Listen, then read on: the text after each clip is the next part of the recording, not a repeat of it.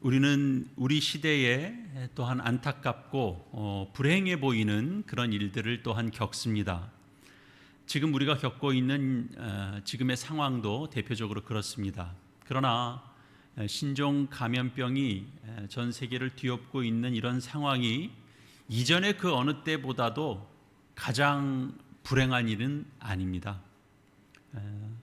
진짜 불행한 이유는 무슨 감염병 때문도 아니고 무슨 전쟁 때문도 아닙니다. 인류가 불행한 가장 근본적인 이유는 하나님에 대한 무지에서 오는 하나님에 대한 오해 때문입니다. 불행하게도 인간은 이 오해를 갖고 태어나서 또 살면서 또 이 오해가 더 점점 고착화되고 그래서 스스로를 괴롭히면서 삽니다. 그래서 하나님을 믿지 않는 불신자들은 성경에 기록되어 있는 대로 하나님을 미워합니다. 최소한 저들이 하나님의 은혜를 입어서 회개하고 또 믿음의 길을 걸으면서 그 속에 있는 근본적인 미움과 오해가 이렇게 사라질 때까지는 그렇습니다. 그러나 믿는 자리에서 믿음의 길을 걷는 신자의 삶을 산다고 해도 하나님에 대한 오해가 완전히 다 사라지는 것은 아닙니다. 하나님이 어떤 분이신지에 관해서 바르고 더 깊이 알아가기까지는 여전히 사람들 속에는 하나님에 대한 오해의 잔재들을 가지고 살아간다라고 말할 수 있습니다. 그래서 우리는 흔들리는 이 신앙의 시대를 살고 있다라고 말할 수 있습니다.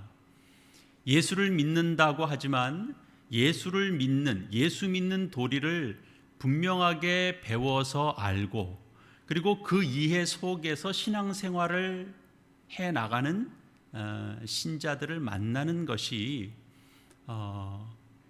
어찌 보면 쉽지 않은 그런 시대를 살고 있다고 생각합니다. 교회의 영광을 가리는 것, 그리스도의 영광을 가리는 건 교회가 도덕적으로 타락한 이유 때문만이 아니고 그 이전에 교회 속에 있는 무지 때문이라고 말할 수 있습니다. 하나님의 계시인 성경을 통해서 우리가 하나님을 알아가기보다는 스스로 느끼고 스스로 원하고 스스로 바라는 그런 하나님의 상을 사람들이 만들고 그리고 그 하나님을 섬기는 현상들이 많이 나타나기 때문입니다. 그래서 교회에서조차도 유일하고 참되신 하나님을 섬기는 그런 백성들의 하나된 일치 이런 것들이 쉽게 보여지지 않습니다. 그래서 사람들은 각자가 원하는 그 마음 속에 하나님 상을 그리면서 그 하나님을 성경의 하나님이다, 내가 믿는 하나님이다 이렇게 섬기는 식이 됐습니다. 그래서 우리는 다 성경으로 또 교회가 지켜오고 가르쳐온 그런 교리의 말씀으로 우리는 돌아가야 됩니다. 우리가 신앙생활을 제대로 해보려고 하는 사람들도 우리가 바른 말씀의 가르침을 받지 못하면 수많은 오해들 위에서 그 신앙이 쌓아져 갈 수밖에 없습니다. 그러면 어떻게 되겠습니까? 결코 견고한 신앙으로 세움을 입지 못하게 될 것입니다. 견고한 신앙은 진리에 대한 확신 위에서만 설 수 있기 때문에 그렇습니다. 여러분은 어떻습니까? 우리가 배우지 않으려고 하는 학생을 가르치는 것만큼 힘든 일도 없습니다. 우리가 하나님을 알려고 하고 또 신앙의 도리를 배우기 위해서 눈에는 당장 그 우선해 보이는 것들이 있을 수 있는데 신앙의 도리를 배우기 위해서 우선은 이게 급해 보이지만 그런 것들을 내려놓는 성도들을 우리는 쉽게 만날 수 있어야 하는데 실제는 정말 그런가? 우선 당장에 급한 것을 위해서 하나님은 좀 뒤에 미뤄두는 성도들을 만나는 것이 더 쉽지 않은가, 그런 생각을 해보게 됩니다. 왜 이런 현상이 있는 걸까요? 참된 지식 없이도 우리가 신앙이 가능하다라고 생각하는 오해 때문일 것입니다. 적지 않은 교인들이 사실은 옳지도 않고 정당하지도 않고 사실은 근거도 없는 그런 오해 위에서 신앙을 쌓아가고 있습니다. 그러나 여기에서는 참된 신앙은 세워지지 않습니다. 이런 오해들이 진리의 말씀 속에서 다시 한번 교정되고, 그래서 바른 이해가 이루어지고 형성될 때, 그리고 우리가 참된 지식을 계속적으로 추구해 갈 때 비로소 교인들의, 사람들의, 우리들의 신앙이 비로소 견고해지고 그리고 성장한다라고 하는 것을 비로소 더 느끼게 될 것입니다. 이것이야말로 오래 믿어왔을지라도 여전히 흔들리고 있는 신앙을 다시 한번 확고하게 세울 수 있는 가장 분명한 치료책입니다. 이 시대의 교회에 만연한 오해 가운데 하나를 들자면 지식과 신앙은 무관하다라는 오해입니다. 이 오해는 신앙에 막대한 해악을 끼쳤고 그리고 지금도 끼치고 있습니다. 지식 없이는 신앙은 서지 못합니다. 오늘 본문 속에도 사도 바울이 자신의 영적인 아들인 디모데에게 주는 이 말은 아주 단순하고 이해하는데 조금 더 어려움이 없는 말씀입니다. 너는 배우고 확신한 일에 거하라. 디모데는 배우는 사람이었습니다. 그는 외할머니 로이스와 그리고 그의 어머니 유니게로부터 신앙의 도리를 배웠습니다. 그리고 사도 바울을 만나서 구약 말씀을 통해서 예수 그리스도의 예언의 말씀 그리고 성취의 말씀을 복음으로 배웠습니다. 이런 배움은 그를 한 사람의 성숙한 신자로 만들었고, 비록 그의 나이는 어렸지만 사도 바울의 부탁을 받아서 이 당시에는 에베소 교회를 목양하는 목회자가 되었습니다. 이런 디모데에게 사도 바울은 너는 계속해서 그 배운 것에 머물러 있어야 된다, 이렇게 말합니다. 이것은 그가 다 배웠기 때문에 더 이상 배울 것이 없다라고 얘기하는 것이 아닙니다. 계속해서 그 배움의 자리에 서 있으라고 하는 권면이고, 이렇게 하는 일이 결국 디모데의 신앙을 더 확신한 일에 서게 할 것이다 라고 말하고 있는 것입니다. 확신한 일, 이것이야말로 오늘 시대에 가장 필요한 것 아니겠습니까? 배우는 일이 없다면 확신한 일에 거하는 일도 없을 것입니다. 이것이 사도 바울이 디모데에게 전하는 말이고, 바로 오늘 우리 모두에게 허락하시는, 우리 모두에게 주시는 하나님의 명령입니다. 기독교 신앙은 배우는 것입니다. 그 믿음의 대상이 되시는 하나님, 그리고 그 믿음의 내용을 우리는 배워가야 되는 것입니다. 배운다는 것은 기독교 신앙에 있어서 매우 절대적인 중요성을 가집니다. 주님께서는 이미 여러 차례 너희는 배우라 이렇게 말씀하셨습니다. 너희는 가서 내가 긍휼을 알고 제사를 원치 아니하노라 라고 하신 그 뜻이 무엇인지를 배우라 라고 말했습니다. 아버지께 듣고 배운 사람마다 내게로 나아오느니라, 그렇게 말씀하신 바가 있습니다. 사도 바울도 예수님의 그 가르침을 따라서 그런 배움을 강조했습니다. 진리가 예수 안에 있는 것 같이 너희가 참으로 그에게서 듣고 또한 그 안에서 가르침을 받았을진데 너희는 유혹의 욕심을 따라 썩어져가는 구습을 따르는 옛사람을 벗어버리고 그리고 새 사람을 입으라 라고 에베소서를 통해서 가르쳤습니다. 히브리서에 있는 말씀 제가 한 곳 읽어드리겠습니다. 5장 12절 말씀인데요, 때가 오래되었으므로 너희가 마땅히 선생이 되었을 터인데 너희가 다시 하나님의 말씀의 초보에 대하여 누구에게서 가르침을 받아야 할 처지이니 단단한 음식은 못 먹고 젖이나 먹어야 할 자가 되었도다. 이 말씀은 이 말씀 들려지는 그대로 사실상 책망입니다.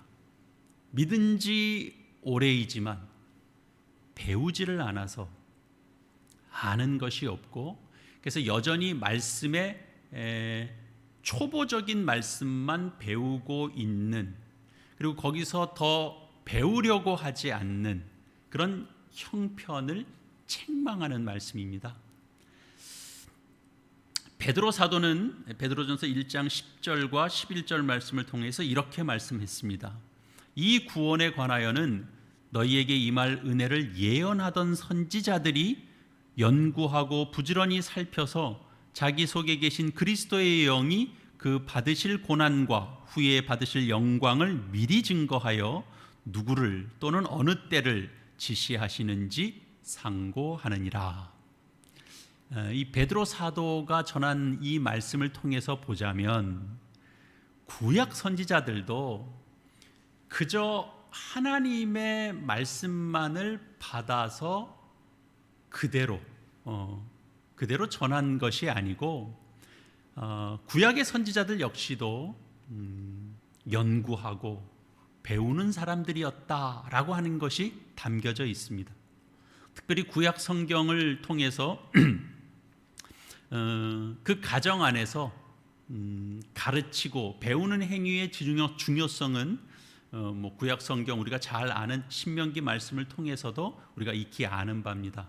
내 자녀들에게 부지런히 가르치고 또 집에 앉아 있을 때든지 길을 갈 때든지 누워 있을 때든지 일어날 때든지 이 말씀을 강론할 것이라 라고 하시는 그런 말씀을 우리가 익히 압니다. 이런 말씀들이 다 증거하는 것은 무엇이겠습니까? 기독교는 배우는 종교이고 그리고 신앙과 지식은 불가분적으로 연결되어 있다라고 하는 것을 명확하게 보여주는 겁니다. 배우지 않는 신앙은 참된 신앙일 수 없습니다. 이런 이야기를 하면 어떤 사람들은 그렇게 그 지식을 강조하고 가르치면 성도들이 머리만 커진다고 비판하기도 하고 그렇게 비판하고 싶어 하는 이들이 있습니다. 물론 그럴 수 있습니다. 그러나 이런 비판은 결코 신앙이 지식을 필요로 하고 또 지식 위에서 세워져 간다라고 하는 이 참 중요한 내용, 이 엄연한 사실을 반박하는 그런 논리는 될 수 없습니다. 사실 이렇게 말하는 부류는 그런 분들은 오히려 결코 하나님을 아는 참된 지식을 그 스스로 추구해 본 적이 없고 경험해 본 적이 없어서 그럴 수 있습니다. 예를 들어서 하나님의 속성에 대해서 배워본 적이 없는 사람이 어떻게 하나님에 대해서 알 수 있겠습니까? 하나님을 알지 못하는데 어떻게 하나님을 사랑할 수 있겠습니까? 신앙은 본질적으로 하나님과 인간이 맺어가는 인격적인 관계입니다. 이 세상에서 어떤 관계도 신앙의 관계만큼 은혜로운 관계는 없습니다. 왜냐하면 하나님께서 죄 많고 나약한 인간들과 하나님께서 찾아오셔서 인격적인 관계를 맺어주시는 것이기 때문에 그렇습니다. 하나님의 이 광대하심에 대한, 이 은혜로우심에 대한, 이 자비하심에 대한 이 지식을 성경적으로 성경의 말씀을 토대로 체계를 가지고 배워본 적이 없는 사람은 이 신앙 안에 있는 유난히 은혜로운 이 하나님과 그의 자녀들, 그 택한 자들을 향한 하나님과의 이 관계가 우리에게 참 값없이 주어졌다라고 하는 그 크고 놀라운 은혜를 온전히 깨달을 수 없습니다. 온전히 깨달을 수 없으면 앞에서 말씀드린 것처럼 그 하나님을 온전히 사랑할 수도 없습니다. 한 인격에 대해서, 누군가에 대해서 그 사람에 대한 지식 없이 그 인격을 신뢰할 수 없는 것과 마찬가지로 그를 사랑할 수도 없겠죠. 모르고 믿는 것은 어리석은 일입니다. 한 인격에 대해서 알아가고 배워가는 것은 결코 머리를 키워가는 일이 될 수는 없습니다. 그러나 현실적으로 어떤 사람들 가운데서는 걱정하는 바와 같은 유사한 현상이 일어날 수는 있습니다. 어떤 사람이 성경을 잘 알고 그리고 신학적인 지식도 가지고 있습니다. 그럼에도 불구하고 그 사람이 하나님을 온전히 신뢰하거나 사랑하는 모습이 그 삶 속에 나타나지 않을 수 있습니다. 그러나 그것은 그가 많이 배워서 많이 배운 탓에 머리만 커졌기 때문이 아니고 머릿속에 있는 지식이 마음속으로 깨달아지지 않아서 겪고 있는 문제입니다. 그래서 이거는 이런 문제가 있다고 해서 그래서 배울 필요가 없다든지 배움을 중단해야 된다든지 하는 그런 문제가 아니고 배우는 건 계속 배우되 그러나 성령님께서 내가 배우고 알아가는 이런 지식이 지성적으로는 알아갔는데 내가 이 아는 이 지식이 정말 하나님의 거룩하심과 그 은혜로우심과 그 아름다우심에 대해서 내 온 영혼이 정말 경험적으로 알아갈 수 있도록 간절히 구하면서 나가야 되는 문제입니다. 그런 어려움을 겪을 땐 우리가 성령의 은혜를 더 구하며 나가야 되는 문제지 그렇다고 해서 배움을 중단해야 되는 그런 문제는 아닌 거죠. 성령님께 간절히 맡기며 나가야 되는 것입니다. 지식을 좀 도외시하거나 배격하는 신앙, 지식과 무관한 신앙을 가진 사람들이 빠지게 되는 또 하나의 위험은 뭐냐 하면 지식보다는 이렇게 느낌을 더 중요시 여긴다라는 겁니다. 느낌을 의존하고 느낌을 추구하는 그런 경향으로 흐를 수밖에 없습니다. 요즘 오늘날과 같은 이런 시대에 포스트 모더니즘의 영향을 받아서 교회도 사실은 적지 않은 그런 영향을 받고 있는 것이 사실입니다. 요즘 이렇게 세워지는 교회들은 그저 우리가 주의 깊게 이렇게 살펴보지 않아서 그렇지 예배실의 분위기도 자꾸 이렇게 공연장처럼 이제 꾸며갑니다.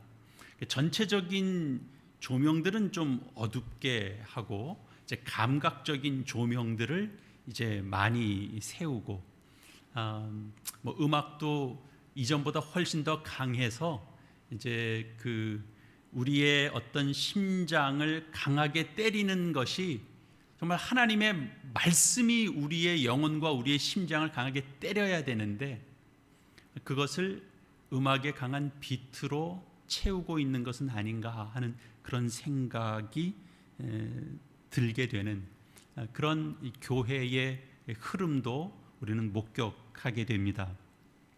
설교 자체의 어떤 가르침의 내용보다 어떻게 하든지 감동을 주기 위한 전체적인 진행, 어떤 스토리 전달로 떨어지고 마는 그런 느낌을 지울 수가 없습니다. 이런 모든 것들이 느낌으로 서로 통하고 느낌이 척도가 되고 그런 흐름 속에서 양산되는 일입니다. 문제는 뭘까요? 느낌을 위해서라면 그러면 사실은 굳이 복음이 필요하지 않을 겁니다. 우리가 느낌을 위해서라면 굳이 교회이지 않아도 될 거다라는 생각이 우리 속에 얼마든지 들어올 수 있습니다. 신앙이란 그 믿는 바 분명한 내용을 가지는 것이고 그 이해 위에서 믿음은 형성됩니다. 많은 사람들이 예배의 자리에 나와서 감동을 받고 나가지만 그러나 그의 삶에서는 어떤 변화가 일어나지 않는 이유도 사실은 여기에 있습니다. 그 현장성 속에서 주는 그런 느낌에 끝나고 말기 때문에 그렇습니다. 요즘은 우리가 자주 불려지지는 않습니다만 예전에는 종종 불렀던 기억이 있는데 찬송가 저희 지금 찬송가로는 544장입니다. 거기 이제 그 가사가 이렇게 돼 있어요. 울어도 못하네, 눈물만이 흘려도 겁을 없게 하지 못하고 죄를 씻지 못하니까 운다고 해서 그게 씻겨지는 것이 아니다. 울어도 못하냅니다. 근데 거기 이제 뒤에 가사에 보면 믿으면 하겠네로 바뀝니다. 주 예수만 믿어서 그 은혜를 힘입고 오직 주께만 나가면 영원 삶을 얻네. 그렇게 되어 있습니다. 그러니까 열쇠는 감동이 아니고 많이 울어서 해결될 수 있는 것이 아니고 감동이 아니고 믿음이고 그 믿음은 언제나 믿음의 내용을 가지고 있는 것이고 그 내용은 전적으로 하나님의 계시의 말씀인 이 성경 말씀에 의존하는 것이고 그래서 결국은 이 내용을 우리가 배워서 알아가야 되는 것입니다. 만일 여러분이 느낌에 의존해서 하나님의 은혜를 받은 여부를 측정하려고 한다면 그건 그 건강한 방식이 아닙니다. 오히려 매우 위험한 방식인 거죠. 감정이 중요하지 않다는 것이 아니고 하나님께서 우리에게 은혜를 주실 때는 우리에게 이성적으로만 반응하는 것이 아니라 우리에게 감정도 더불어 하나님께서 불러일으키십니다. 그러나 그 모든 것이 결국은 함께 의지적으로도 반응하도록 만들어내는 것이기 때문에 그렇습니다. 우리가 전인격적으로 변화되는 역사를 하나님께서 우리에게 허락해 주실 때는 우리가 그것을 알고 깨닫게 하시고 그리고 그것이 우리의 가슴을 쳐서 감동이 있게도 하시고 그리고 그 감동이 결국엔 우리의 의지를 작동시키고 우리의 의지를 복종시켜서 그래서 전인격적으로 하나님을 섬기게 합니다. 우리가 흔히 하는 말처럼 머리에서 가슴으로, 가슴에서 손과 발로 그렇게 이어지는 겁니다. 이 순서를 무시한 채 내용이 없는 느낌만 우리가 추구한다면 그것은 우리 모두의 영혼에 무익한 것이고 심지어는 스스로 자신의 신앙을 속이게 되는 해로운 요소가 될 수 있습니다.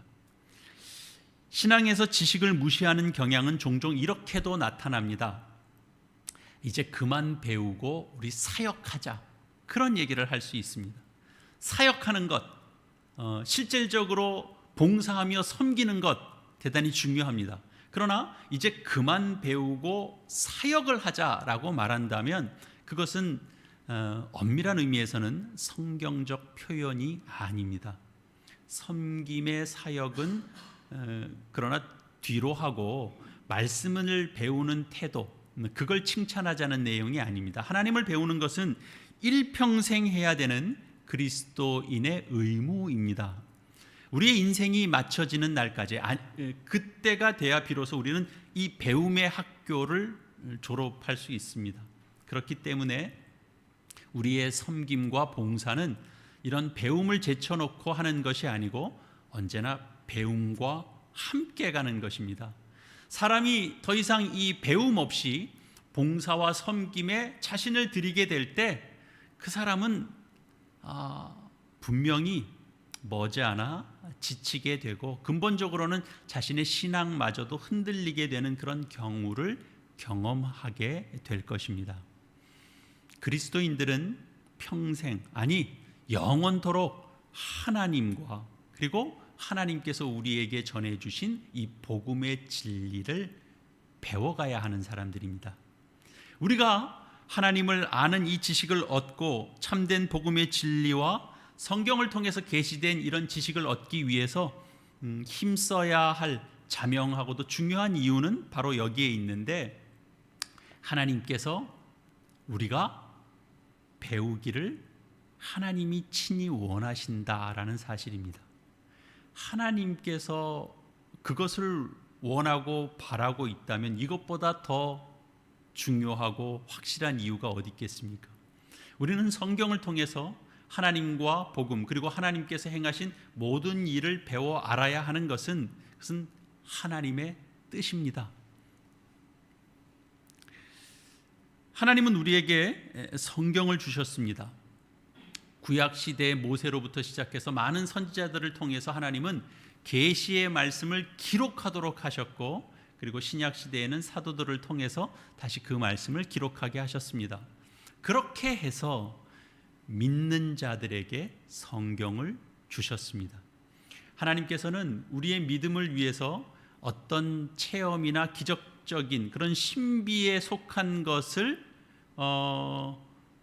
주시고 그걸 기반으로 하라고 하신 것이 아니라 하나님의 말씀인 이 성경을 주셔서 그 능력의 말씀을 통해서 우리로 하여금 믿게 할 뿐만 아니라 그 성경을 통해서 성장하는 믿음 안에서 자라고 양육받도록 그렇게 의도하셨고 그렇게 계획하셨습니다.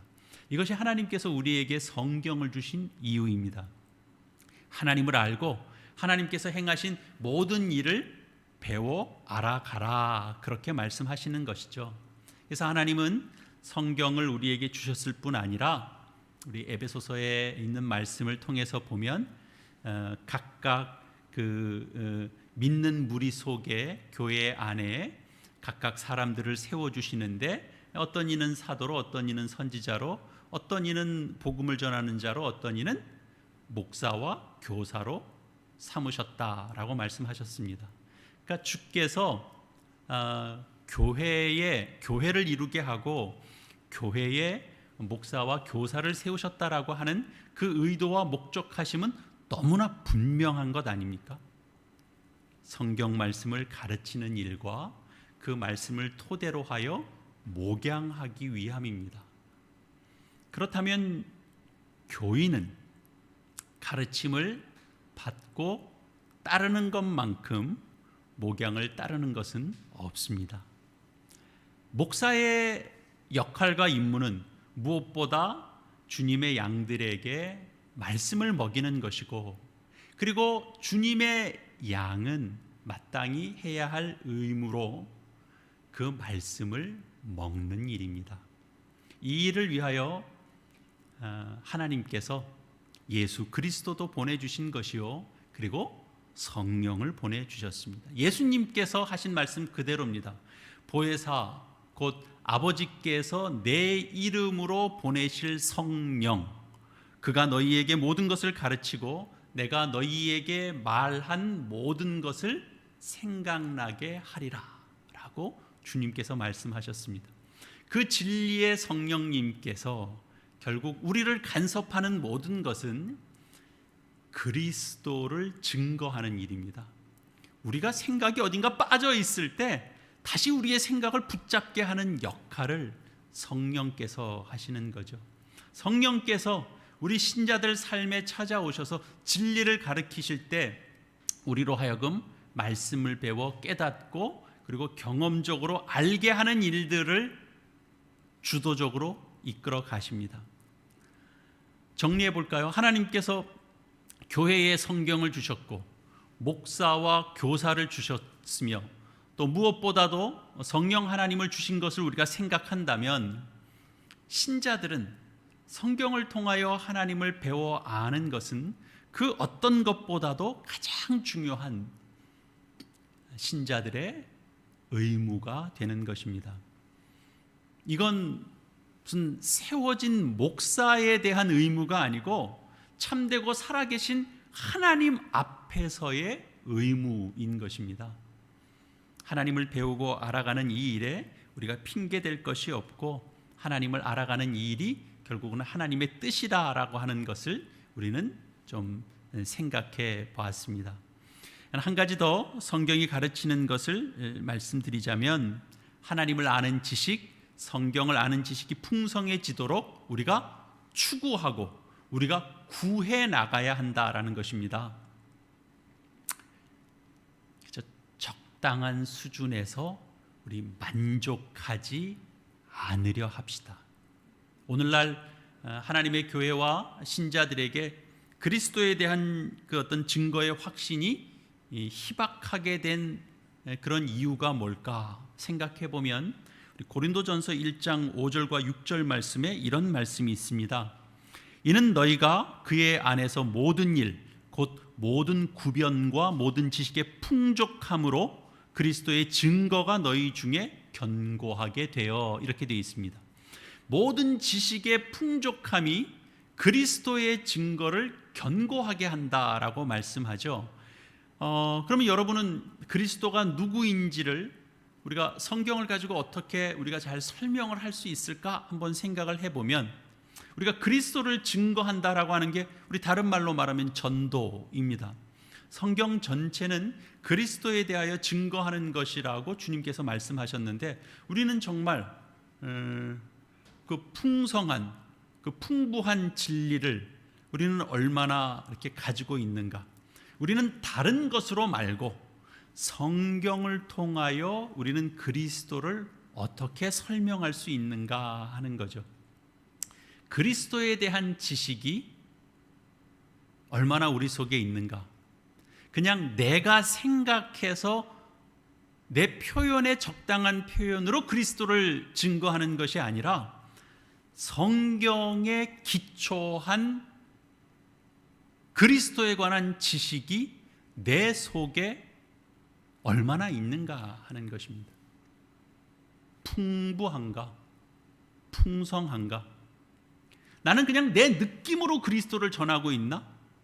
내가 바라고 있는 하나님을 내가 증거하고 있나? 내가 바라고 내가 원하는 교회의 모습을 교회라고 전하고 있나? 이런 거죠. 얼마나 성경이 가르쳐주고 보여주고 있는 대로 우리는 하나님의 지식으로 우리가 풍성하고 풍족한가 하는 겁니다. 빌립보서 1장 말씀은 우리 함께 좀 찾아보도록 하겠습니다. 빌립보서 1장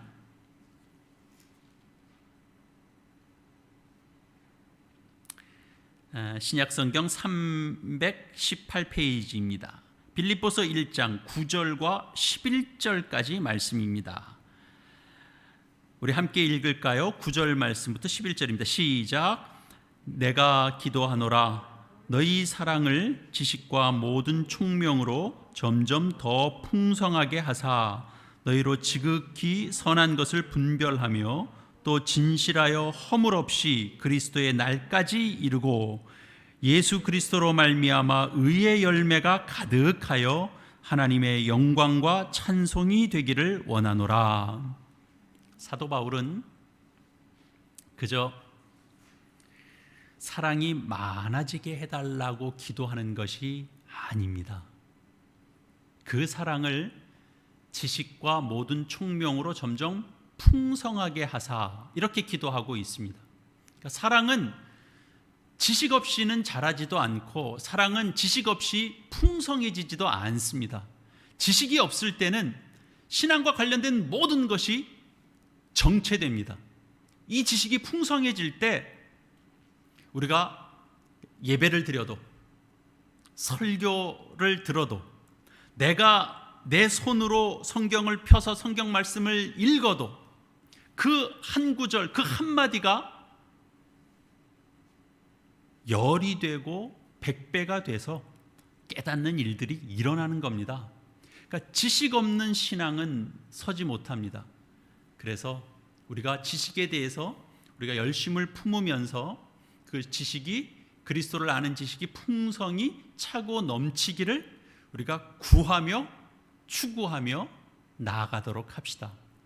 여러분, 우리는 배우고 확신한 일에 거하라고 하는 주님의 말씀을 오늘 우리는 대했습니다. 여러분은 배우고 확신한 일에 거하고 계십니까? 여러분이 지난 며칠 동안 여러분은 하나님에 관해서 여러분은 무엇을 배우셨습니까? 여러분의 삶 속에서 여러분은 오늘 이 예배의 자리에 나오기 그 전에 며칠 동안은 하나님의 행하심에 관하여 어떤 면을 여러분 배우셨습니다. 여러분은 배우고 계십니까? 여러분은 어제도 밥을 먹었고 오늘도 밥을 먹어야 하듯이 여러분은 성경 말씀을 먹고 계십니까?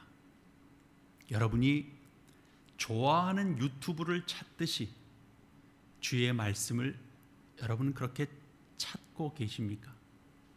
여러분은 확신하는 어떤 지식만큼 성경 말씀을 확신하고 계십니까?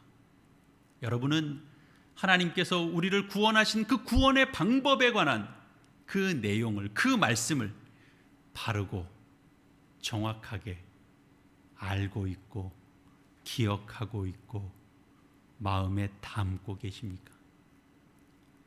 여러분은 여러분의 삶의 영역, 모든 영역에서 하나님께서 기뻐하시는 것이 무엇인지에 관하여 여러분 배워가고 계십니까? 여러분의 삶에 대해서 하나님께서 어떻게 판단하고 계시는지 여러분 알고 계십니까? 아무리 우리가 오래 신앙생활을 해왔다고 하더라도 이런 질문 앞에서 마땅한 답을 할 수 없다면 누구든지 하나님 앞에서 책망을 받아야 합니다. 교우들이 가르침을 못 받았다면 목사가 책망을 받아야 합니다. 사랑하는 화음남포 교우 여러분, 지난해 우리는 모두 누구나 할 것 없이 흔들렸습니다. 우리는 지금도 흔들리고 있습니다. 말씀의 가르침 앞에 우리는 다시 서야 하고 우리는 하나님을 배워야 하고 하나님께서 행하시는 일 속에 함께 참여해야 하고 우리는 하나님 앞에 기도해야 됩니다. 우리는 하나님을 알아가는 일에 모두가 애써야 합니다. 여러분 모두가 하나님을 아는 일에 힘쓰는 여러분이 되시기를 바랍니다. 힘을 내서 성경 말씀을 읽으시기 바랍니다. 함께 묵상하도록 나누는, 올려드리는 그런 메시지를 여러분 시간 내서 꼼꼼히 읽으시기 바랍니다. 속독하듯이 눈으로 그냥 쉽게 휙 훑고 끝내버리지 마셔주시기를 바랍니다.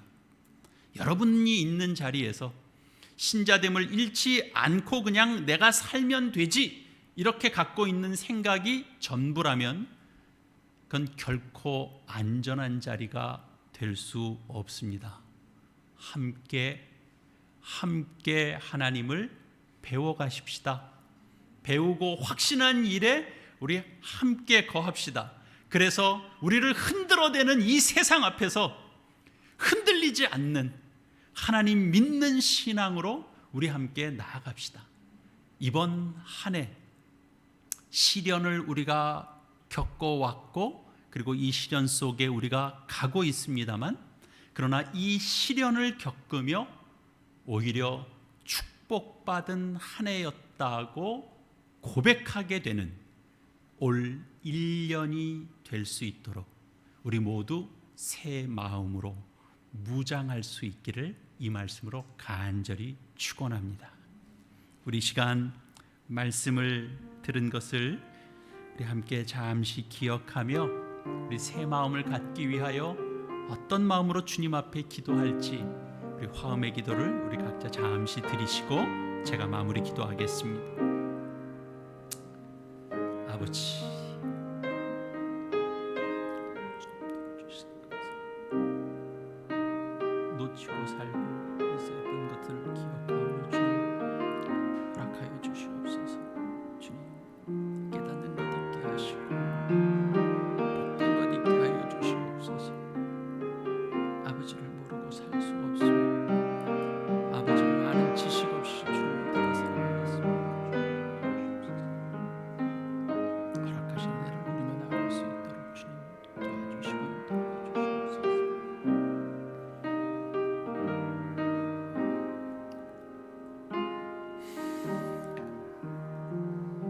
하나님 아버지, 오해받고 사는 것은 결코 겪고 싶지 않은 그런 일이라고 우리 말하고 생각하면서도 정작 하나님께서 오해받고 계신 것에 대해서는 무지했음을 고백합니다. 믿지 않는 세상 사람들이 오해해서 하나님을 미워하고 멀리하는 것은 그럴 수 있다 하더라도 신자된 저희들조차 하나님을 오해해서 저희 식대로 하나님을 생각하고 저희 식대로 하나님을 믿었습니다. 세상은 하나님을 하찮게 대하고 저희는 하나님을 가볍게 대했습니다. 저희들 스스로 하나님을 가볍게 대하는데 세상이 어떻게 하나님을 거룩하고 전능하신 하나님으로 받아들일 수 있겠습니까? 주님, 주님의 자녀된 저희들의 무지를 주님 용서하여 주시옵소서. 하나님을 알고자 하는 마음 없이도, 하나님을 아는 참된 지식 없이도 하나님과 교제하며 하나님을 사랑할 수 있을 것이라고 착각하며 살아오던 저희들을 주님 깨우쳐 주시옵소서. 주님, 한없이 흔들렸던 지난 한 해를 보내고 새해를 맞았습니다. 이 한 해를 너는 배우고 확신한 일에 거하라고 하는 이 말씀, 신년 예배 속에 함께 듣고 마음에 새기고 하나님을 알아가고자 힘쓰는 저희들이 될 수 있도록 주님 붙들어 주시고 인도하여 주시옵소서. 배우지 않고도 잘 살아갈 수 있고 배우지 않고도 흔들리지 않을 수 있다는 거짓된 생각에서 깨어나서 하나님을 더욱 알고자 배우며 하나님을 더욱 사랑하고자 말씀을 새기는 주의 자녀들 되게 하여 주시옵소서. 주의 광대하심을 배워가되 그것이 일시적인 것이 되지 않고 이 해가 다 가도록, 아니 저희 삶이 끝나는 날까지 배우고 배워서 확실한 일에 변함없이 거하는 그런 복된 축복을 누리는 저희 모두가 되게 하여 주시옵소서. 주께서 복된 선물로 주신 이 성경 말씀 사랑하여 늘 삶의 자리에 가까이 두고 열심히 읽게 하시고 깨닫게 하시고 풍성함을 입어 아름답게 순종함으로 세상이 줄 수 없는 하늘의 열매를 결실하는 저희의 복된 생애가 되게 하여 주시옵소서. 예수님의 이름으로 기도합니다. 아멘.